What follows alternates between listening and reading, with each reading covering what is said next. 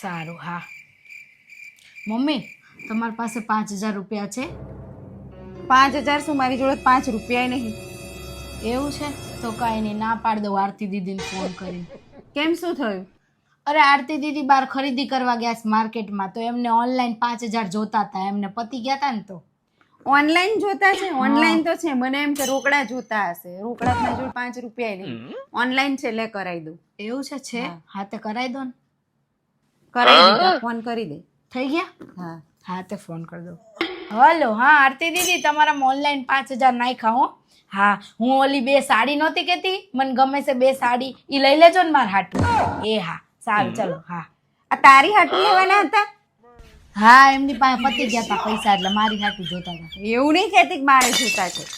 મારે ક્યાં જોતા હતા, દીદી પાસે પતી ગયા હતા ને પૈસા, એને દેવાના હતા. સાડી તો તારી જ લીધી ને? મને બહુ ગમતી હતી. બધું ગમતું છે.